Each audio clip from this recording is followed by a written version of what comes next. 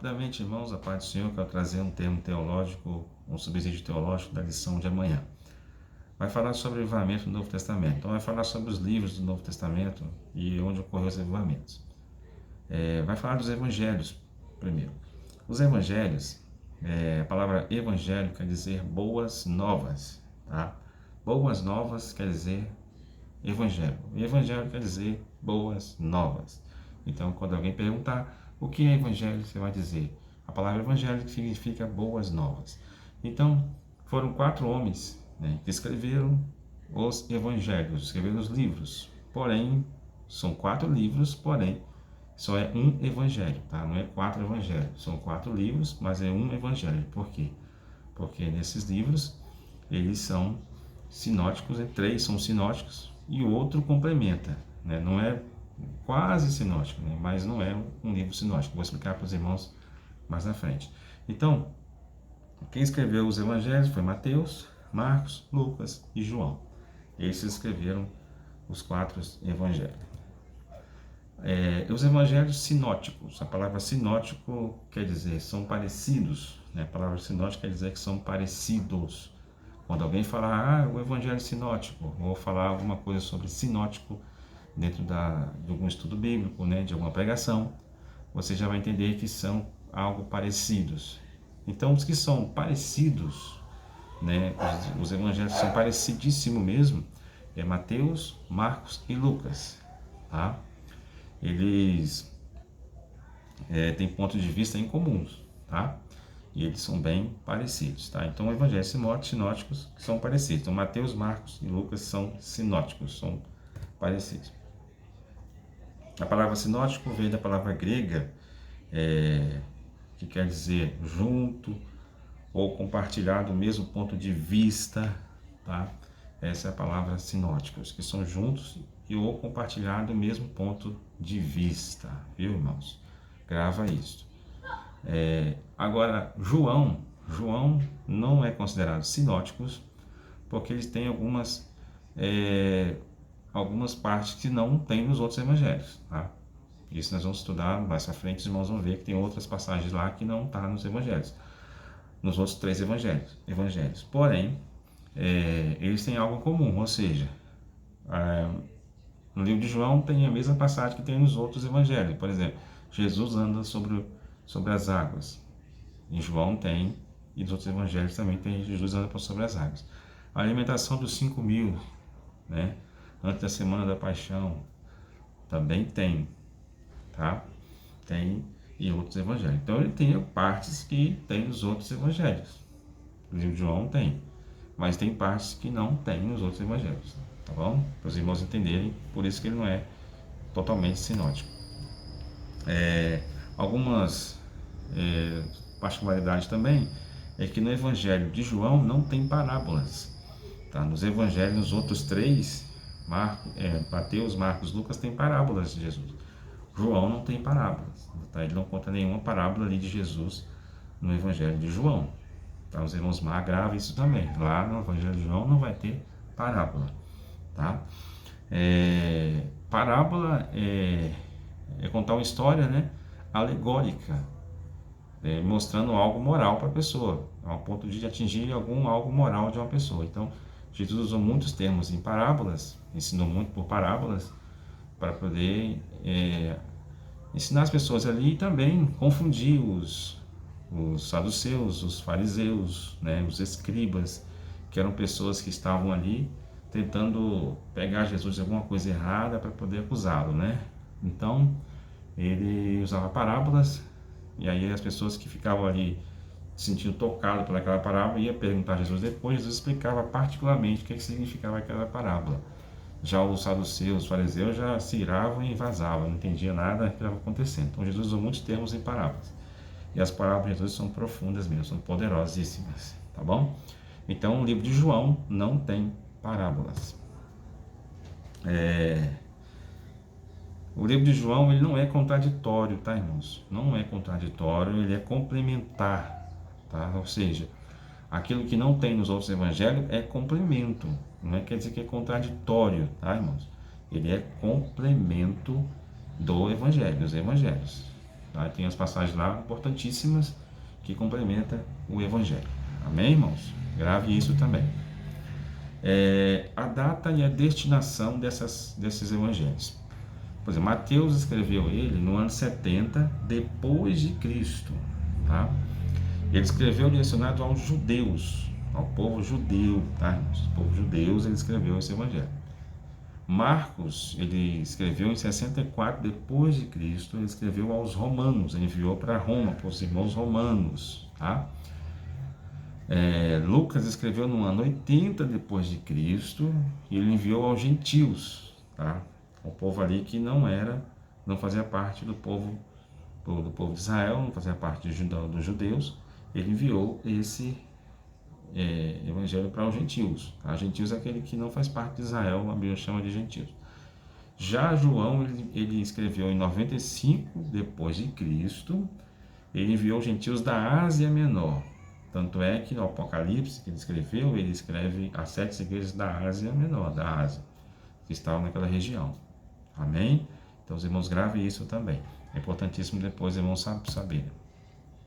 Agora vamos ver a mensagem desses evangelhos, né? A mensagem, por exemplo, João tem uma mensagem central, mensagem centralizada, um tema centralizado. E o tema de João é: o fruto da mensagem divina traz vida aos que estão mortos espiritualmente. Então, a mensagem de vida para os que estão mortos espiritualmente. O livro do Evangelho de João tem esse tema principal: vida aos que estão mortos espiritualmente, tá? Nós vamos estar discorrendo isso amanhã na escola dominical.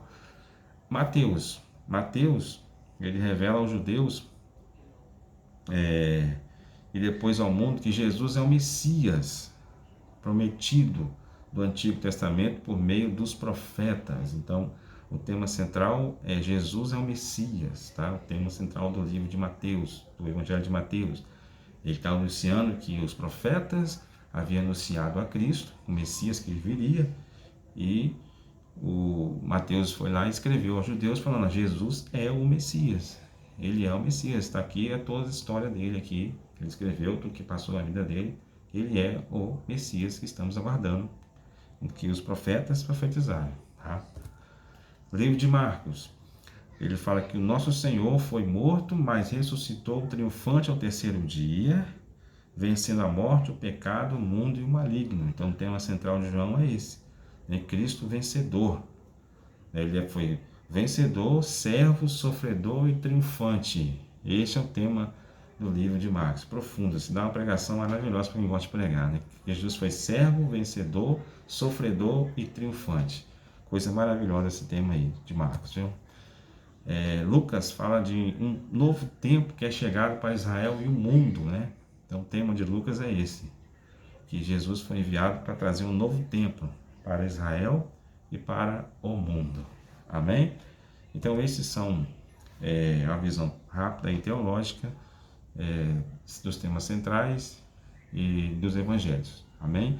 Agora os Atos dos Apóstolos. Atos dos Apóstolos é a história da igreja primitiva, dos primeiros cristãos, né? Do nascimento da igreja ali.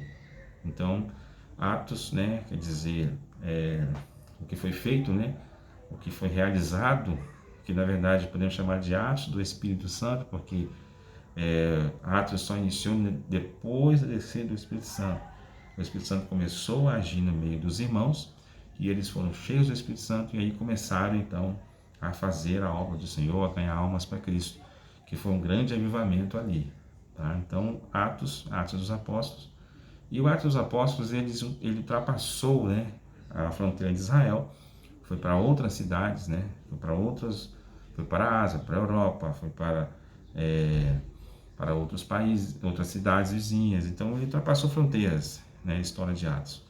Então é profundamente o avivamento que teve em Atos, que teve em várias regiões naquela época, em vários países, né, em vários continentes, que a palavra do Senhor foi anunciada e muitas pessoas se converteram a Cristo, tá? Cumprindo Atos 1:8, né, que quando eles recebessem poder, eles seriam testemunha tanto em Jerusalém, Judéia, Samaria, né, e até os confins da terra. Assim eles foram através de Atos, tá bom? Atos é um livro histórico, tá? É um livro histórico, conta a história dos primeiros cristãos, primeira igreja, e é um livro espetacular. Vale a pena todos lerem e estudar esse livro para ter noção do que é. Depois de Atos, no meio do livro de Atos, tá, irmãos? Foi escrito as epístolas ou cartas, que é a mesma coisa, tá? Então, as epístolas trazem um grande avivamento também na época, porque há muitas linhas de teológica, né? Muitas linhas de pensamentos concernentes a Cristo, a salvação, a vida eterna, concernente às doutrinas de Cristo, né? Então tudo isso aí era confuso na época. Existiam muitos filósofos que eles tentavam aplicar na mente das pessoas as suas ideias, seus ensinamentos, né? Eles discutiam isso, então era muito confuso mesmo. Então a igreja nasceu em meio a isso, né? Em meio a essa confusão de entendimentos, né? Acerca de Deus, acerca dos deuses, da mitologia.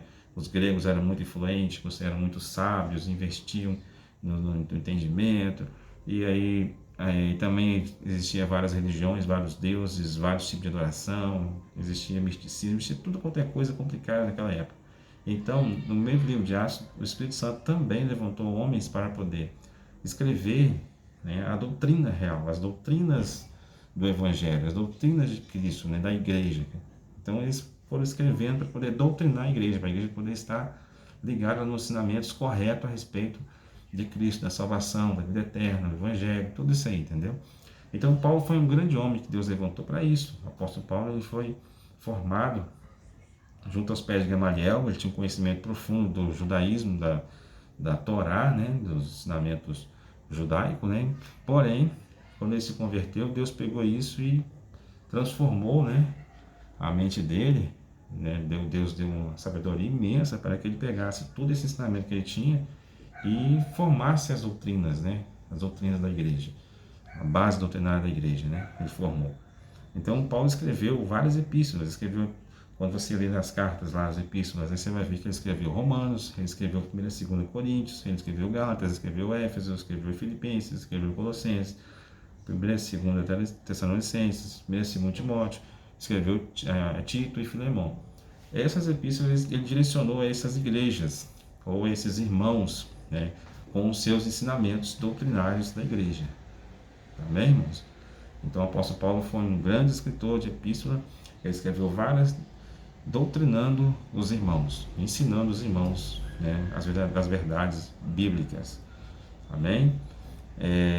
Também tem as epístolas gerais, que chamam de epístolas gerais, teologicamente, as epístolas paulinas, que Paulo escreveu, e as epístolas gerais também. As gerais, as que Paulo não escreveu, que são cartas gerais, são Hebreus. Hebreus não sabe diretamente qual é o escritor, não sabe, né, corretamente, não tem certeza quem é. Aí vem Tiago, 1ª e 2ª Pedro, 1ª, 2ª e 3ª João e Judas, que são as epístolas gerais. Amém, irmãos?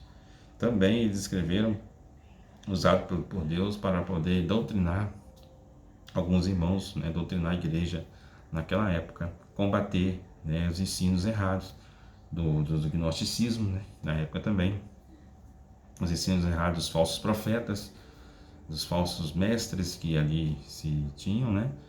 Ele foi usado para isso. Para finalizar, Apocalipse, né? Apocalipse, que é a palavra Apocalipse quer dizer revelação. O próprio João escreveu Apocalipse. João escreveu na ilha de Patmos, ele estava lá, né? Deus deu essa revelação profunda para ele. Apocalipse, ele é complementar ao livro de Daniel, viu? A profecia de Daniel.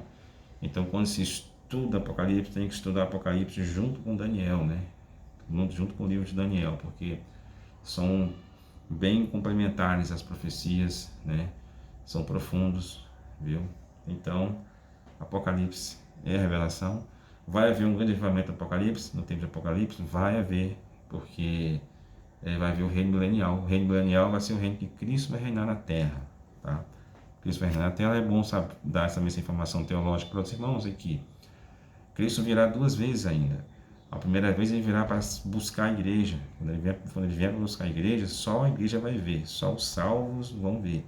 Ele virá no céu, e quem tiver aqui vai ser transformado e rapidamente vai ser arrebatado, no abrir e fechar de olhos. E rapidamente nós vamos subir e vamos encontrar com Cristo nos ares.